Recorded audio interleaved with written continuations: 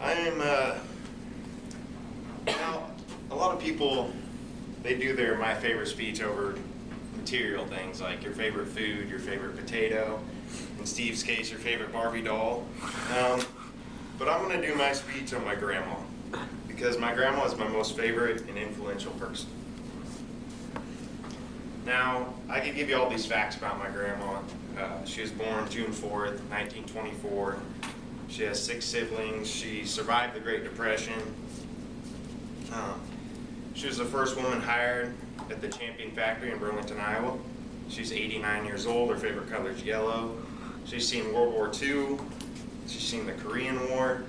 She's seen Vietnam. She's seen the Civil Rights Movement. But I mean, there's just so much more to that.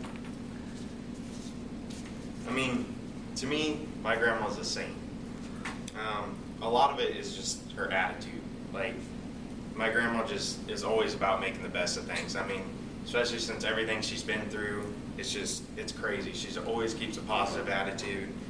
It's pretty inspirational to her kids and grandkids. My grandma does not judge anybody. I mean, I've never seen her judge anybody. I mean, unless you're George Bush or my grandpa, you get a lot of flack, but anybody else, whatever you do, she's fine with it. It's just crazy. She's very forgiving. And my grandma doesn't complain hardly about anything. She's one of the toughest ladies I know. I mean, for instance, last summer she actually fell and broke her hip. And none of us knew about this. And it was just my grandma and my grandpa. And my grandma trips and she breaks her hip.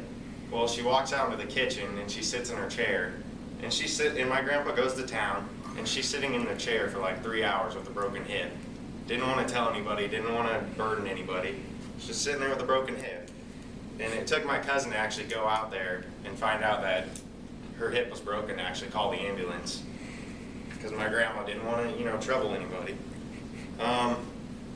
She's inspirational to me because, I mean, she's been through all this, and yet she keeps just a great attitude about it and a positive outlook. And I mean, I spent a lot of time at my grandma's when I was a kid. Her and my grandpa practically raised me. I mean, my grandma taught me like my manners, good manners, like good ethics. I mean, not judging people, stuff like that. That I can really just thank my grandma for that. And I mean, I've spent a lot of time out at my grandma's.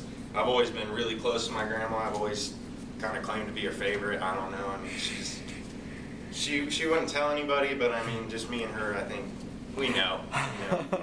But I mean, that's all I really have to tell you about my grandma. I mean, she's just a great person, and I mean, if any of you met her, you'd just love her instantly. So, thank you.